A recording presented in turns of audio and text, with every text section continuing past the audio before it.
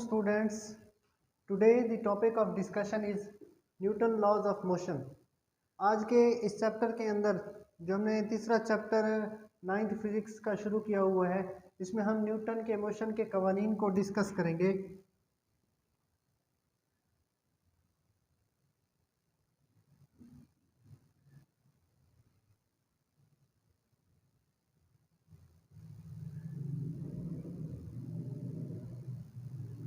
Students, Newton ने 3 कवानीन दिए थे। पहला कानून न्यूटन फर्स्ट लॉ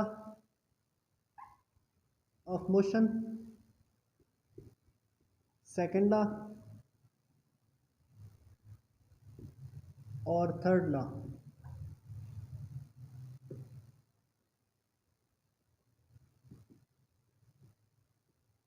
सबसे पहले हम फर्स्ट लॉ को डिफाइन करते हैं और उसको समझने की कोशिश करते हैं। Newton first law.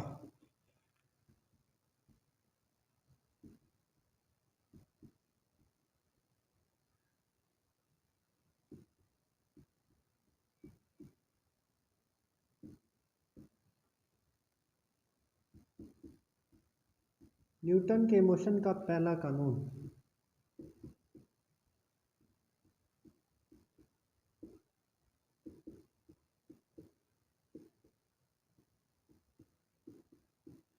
अब इसकी सिंपल सी स्टेटमेंट है कि कोई भी जिस्म अपनी रेस्ट पोजीशन या ख़त मुस्तकीम में यूनिफॉर्म मोशन को जारी रखता है जब तक हम उस पर कोई फोर्स ना लगाएं। A body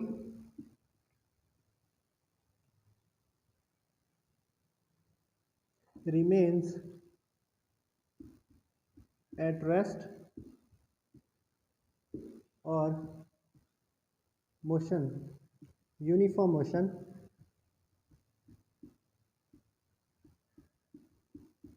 along a straight line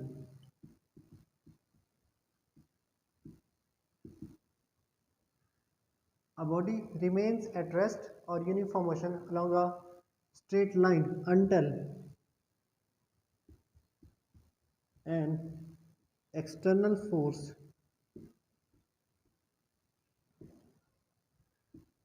acts on it। एक बॉडी जो है वो अपनी रेस्ट की हालत या ख़त मुस्तकीम में स्ट्रेट लाइन में मोशन को जारी रखता है जब तक उस पर हम कोई नेट फोर्स ना लगाएं, नेट फोर्स अमल ना करें। तो न्यूटन के पहले कानून के मुताबिक, अब देखें इसके 2 हिस्से हैं, एक ये रेस्ट के हवाले से और एक यूनिफॉर्म मोशन के हवाले से। मींस ऐसे ऑब्जेक्ट्स जो रेस्ट में हैं तो वो रेस्ट में ही रहते हैं, वो खुद ब खुद अपनी जगह से दूसरी जगह पर मूव नहीं करते जब तक हम उनको खुद फोर्स लगाकर दूसरी जगह पर मूव ना करवाएं। इसी तरह से कोई जिस्म जो यूनिफॉर्म मोशन से हरकत कर रहा है तो वो अपनी यूनिफॉर्म मोशन को उस वक्त तक जारी रखेगा जब तक हम उसको फोर्स लगाकर उसकी मोशन को ना बढ़ाएं। तो इसकी एग्जांपलें हम करेंगे।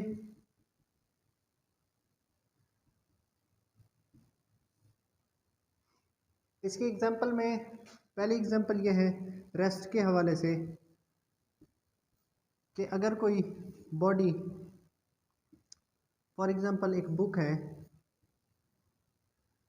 वो किसी टेबल पर पड़ी हुई है, तो इस बुक को क्योंकि ये रेस्ट में है तो ये खुद ब खुद नहीं मूव कर सकती, ये अपनी जगह पर पड़ी रहेगी जब तक ये हम इस पर फोर्स अप्लाई करके इसकी पोजीशन चेंज ना करवाएं। तो खुद ब खुद जिस्म मूव नहीं कर सकते जब तक हम उसको मूव ना करवाएं। इसी तरह से यूनिफॉर्म मोशन से हरकत करती हुई कोई कार जो स्ट्रेट लाइन पर मूव कर रही है, जब तक हम उसकी रेस नहीं बढ़ाएंगे तो वो बिल्कुल ऐसे ही हरकत करती रहेगी। दूसरी एग्जांपल न्यूटन के फर्स्ट लॉ की,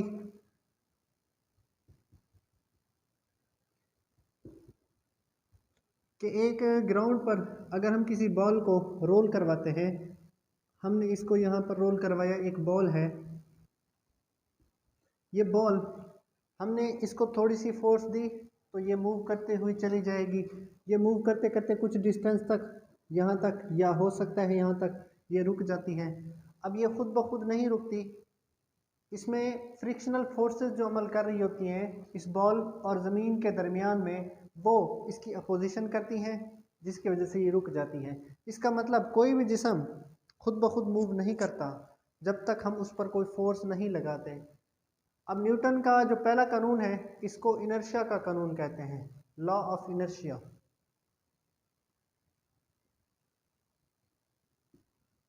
इसको इनर्शिया का कानून इसलिए कहते हैं क्योंकि ये इनर्शिया के मुतालिक बताता है।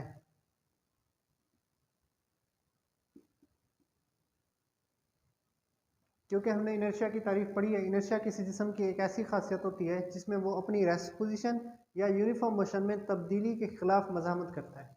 मतलब कोई भी जिस्म अपनी रेस्ट पोजीशन में है तो वो रेस्ट पोजीशन को बरकरार रखना चाहता है, और अगर यूनिफॉर्म मोशन में है और हरकत कर रहा है तो वो यूनिफॉर्म मोशन को जारी रखेगा। तो इस प्रॉपर्टी को हम इनर्शिया कहते थे। तो न्यूटन का पहला कानून भी बिल्कुल उसी इनर्शिया की प्रॉपर्टी के मुतालिक है, इसीलिए इसको लॉ ऑफ इनर्शिया कहते हैं। अगर पेपर में सवाल है कि लॉ ऑफ इनर्शिया को डिफाइन करें तो आपने न्यूटन फर्स्ट लॉ को डिफाइन कर देना है। और इसको लॉ ऑफ इनर्शिया क्यों कहते हैं? Because it deals with the inertial property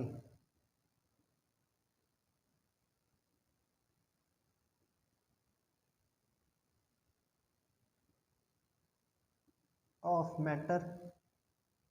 ये मादा की इनर्शियल प्रॉपर्टी से डील करता है।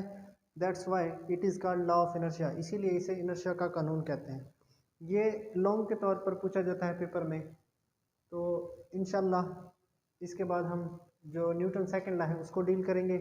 इसको आपने डिफ़ाइन करनी है, डिफ़ाइन के साथ साथ इसकी एग्जांपलें देनी है। एग्जांपल्स के बाद आपने ये बताना है कि इसको न्यूटन का फर्स्ट लॉ को इनर्शिया का लॉ क्यों कहते हैं।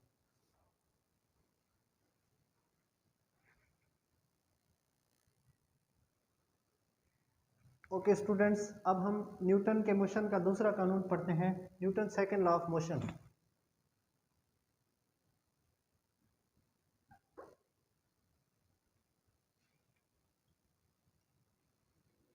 Newton second law. Newton first law के अंदर हमने इतना देखा कि जब कोई चीज़ रेस्ट में होती है तो वो रेस्ट में ही रहती है अगर हम उस पर फोर्स नहीं लगाते। अगर कोई जिस्म यूनिफॉर्म स्पीड के साथ मोशन में है तो वो मोशन को जारी रखता है जब तक हम फोर्स नहीं लगाते। लेकिन न्यूटन के सेकंड लॉ में थोड़ा सा आगे चलेंगे कि जब हम फोर्स लगाते हैं तब क्या होता है। When force acts on a body, when force acts on a body, it produces acceleration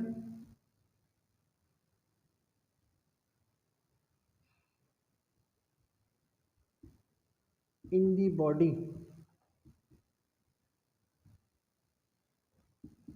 जब फोर्स किसी जिस्म पर अमल करती है तो एक्सेलरेशन पैदा होता है।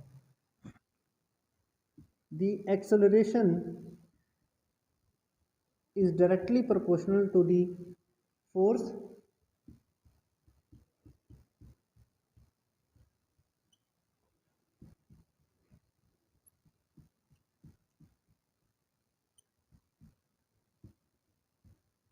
acceleration फोर्स के directly proportional and inversely proportional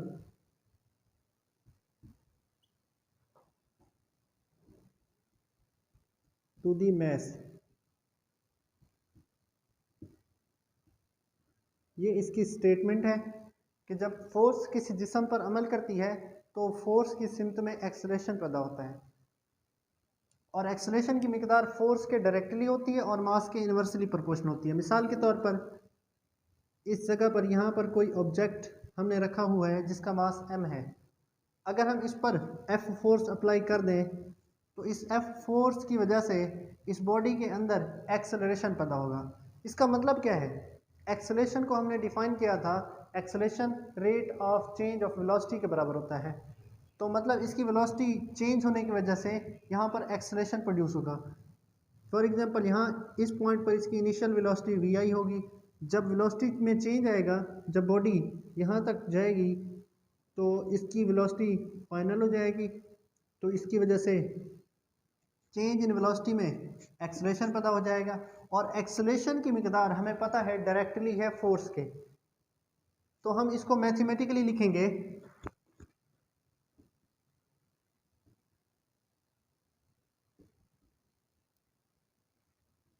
कि acceleration is proportional to the force. इसका क्या मतलब है स्टूडेंट्स कि एक्सेलरेशन डायरेक्टली प्रोपोर्शनल फोर्स के। तो इसका मतलब ये है कि अगर हम फोर्स की वैल्यू को इंक्रीज कर दें तो एक्सेलरेशन भी इंक्रीज हो जाएगा, अगर फोर्स की वैल्यू कम कर दें एक्सेलरेशन भी कम हो जाएगा। डायरेक्ट रिलेशन का मतलब यही होता है, if we increases the force then acceleration will be increase, if we decreases the force acceleration will be decrease. इसका दूसरा हिस्सा, acceleration is inversely proportional to the mass. इसका मतलब क्या है, एक्सेलरेशन मास के इनवर्स में है। तो अगर हम मास को इंक्रीज कर दें एक्सेलरेशन डिक्रीज हो जाएगा, अगर हम मास को डिक्रीज कर दें तो एक्सेलरेशन इंक्रीज हो जाएगा। ये इसका उलट प्रोसेस है, इनवर्सली। अब इन दोनों को अगर हम कंबाइन करें, एक्सेलरेशन प्रोपोर्शनल टू एफ ऊपर आएगा और एम नीचे आएगा, एम इधर आकर, क्योंकि ये डिवाइड हो रहा है, इधर आकर मल्टीप्लाई हो जाएगा, तो ये बन जाएगा M A proportional to F. अगर हम ये प्रोपोर्शनैलिटी हटाएं तो इक्वल लगाएंगे और साथ में हमें पता है एक कांस्टेंट आता है जब भी हम प्रोपोर्शनैलिटी हटाते हैं, तो एम ए यहाँ पर लगाएंगे इक्वल, साथ में एक आएगा कांस्टेंट एफ। अब ये के क्या है, के एक कांस्टेंट है, क्यों आया, क्योंकि हमने प्रोपोर्शनैलिटी को हटाया। ये क्या है, कांस्टेंट, कांस्टेंट ऑफ प्रोपोर्शनैलिटी। और के की कीमत जो है इस लॉ के अकॉर्डिंग 1 होती है। इसकी वैल्यू, अगर के की वैल्यू पुट करें तो यहाँ पर एफ, सिंपल एफ बचेगा, के 1 आ गया, 1 हम लिखते नहीं हैं, और साथ में आ जाएगा एम ए, तो F equals to M A. यह है न्यूटन सेकेंड लॉ की इक्वेशन। तो इस तरह से हमने इसको लिखना है, ड्राइव करना है। आगे थोड़ा सा काम है बस, 1 न्यूटन फोर्स को डिफाइन करना है, क्योंकि फोर्स का जो यूनिट है वो न्यूटन है। और 1 न्यूटन फोर्स 1 न्यूटन कब होती है, जब 1 किलोग्राम मास के अंदर 1 ms-2 1 मीटर फी सेकंड स्क्वायर एक्सेलरेशन पैदा करे। तो 1 न्यूटन फोर्स को हम डिफाइन कर रहे हैं कि 1 न्यूटन वो फोर्स होती है जो 1 किलोग्राम मास के अंदर 1 मीटर फी सेकंड एक्सेलरेशन पैदा करती है। तो हम लिख सकते हैं 1 Newton equals to 1 kilogram ms-2, या फिर इसको हम लिख सकते हैं Newton equals to kg ms-2। यहाँ तक आपने इसको कवर करना है। अब उसके बाद जो है न्यूटन का थर्ड लॉ है, उसको भी हमने एक्सप्लेन करना है। कुछ स्टूडेंट्स यहाँ से देखें थ्योरी नहीं लिखते, तो इस लॉ को डिफाइन करने के बाद यहाँ पर आपने इसकी थ्योरी खुद ब खुद बनानी है। ये कंसिड्रेशन करके किसी जिस्म का मास m है, उस पर हमने फोर्स F अप्लाई किया है, तो उसमें वेलोसिटी के चेंज की वजह से एक्सेलरेशन प्रोड्यूस हुआ है, तो एक्सेलरेशन फोर्स के डायरेक्टली ये थ्योरी में आपने लिखना है, क्योंकि ये लॉन्ग के तौर पर आता है। नेक्स्ट हमारा टॉपिक थर्ड लॉ है, उसको स्टार्ट करते हैं।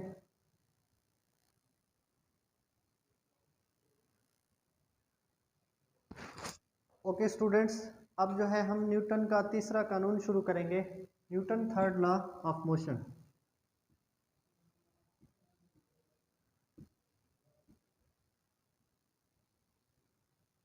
Newton third law. अब न्यूटन थर्ड लॉ के अंदर सिंपल सी स्टेटमेंट है, उसको समझना है और उसको एग्जांपल्स देकर और एक्सप्लेनेशन देकर उसको सॉल्व करना है। न्यूटन थर्ड लॉ कहता है टू एवरी एक्शन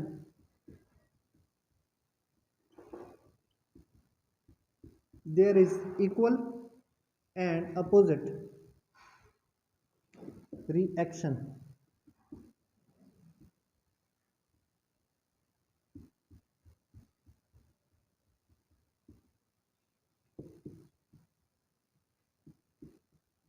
इसको सिंपल वर्ड्स में अगर कहूँ तो हर एक्शन का हमेशा एक रिएक्शन होता है जो मिकदार में एक्शन के मसावी लेकिन सिमत में मुखालिफ होता है। इसको law of action and reaction भी कहते हैं। एक्शन और रिएक्शन का कानून, law of action and reaction.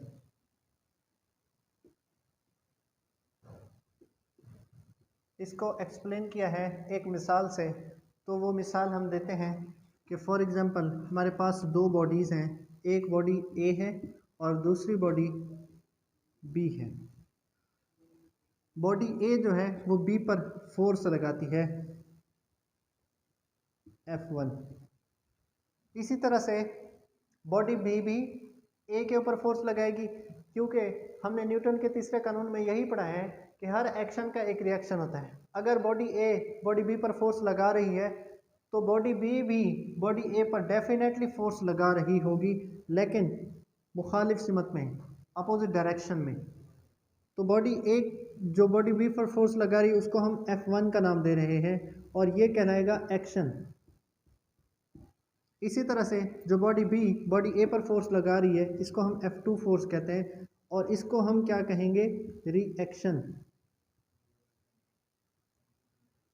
तो एक्शन और रिएक्शन दोनों मिकदार में, मैग्नीट्यूड में इक्वल होंगे, मिकदार में मसावी होंगे, लेकिन ये मुखालिफ सिमत में अमल कर रहे होंगे। यह है न्यूटन का थर्ड लॉ।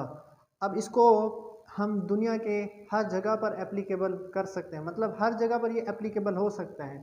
दुनिया में कोई भी मिसाल आप लें तो वहाँ पर न्यूटन का थर्ड लॉ अप्लाई होता है। मिसाल के तौर पर अगर हम अपने हाथ में एक बॉल लिए किसी दीवार पर मारते हैं तो वो बॉल जो है वो दीवार पर लग कर वापस आती है हमारे पास।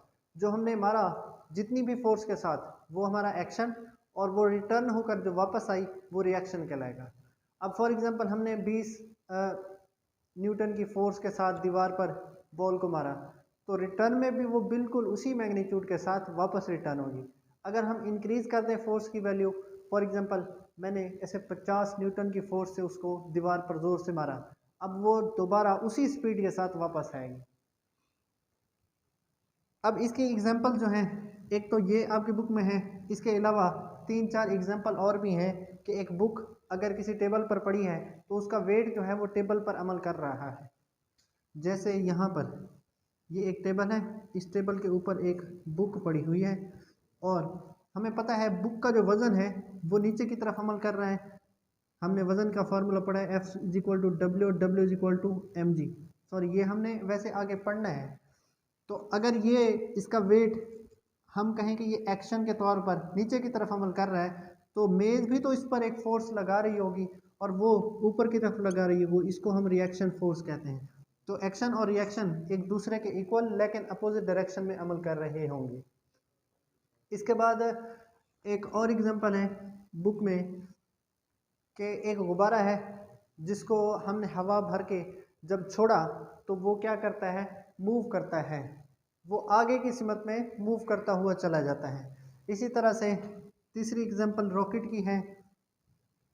रॉकेट भी एक्शन और रिएक्शन मतलब न्यूटन के तीसरे कानून के मुताबिक ही फ्लो करते हैं, फ्लो करते हैं। मतलब रॉकेट का जो असूल है वो बिल्कुल न्यूटन के थर्ड लॉ के अकॉर्डिंग ही है। रॉकेट से जो बहुत सारी गैसें बाहर आ रही होती हैं उसके बैक से, तो वो बहुत ज़्यादा प्रेशर देती हैं जिसकी वजह से रॉकेट जो है वो ऊपर उड़ता है। तो इसको आपने एक्सप्लेन करना है, डिफ़ाइन करना है और इसके साथ ही एग्जाम्पलें देनी है और ये भी लॉन्ग के तौर पर आता है। इस चैप्टर के अंदर तकरीबन ये 3 लॉन्ग हैं, उसके अलावा भी काफ़ी सारे लॉन्ग हैं जिनको हम डिस्कस करेंगे। तो इसके नोट्स वगैरह बनाते जाएं और इसको तैयार करते जाएं।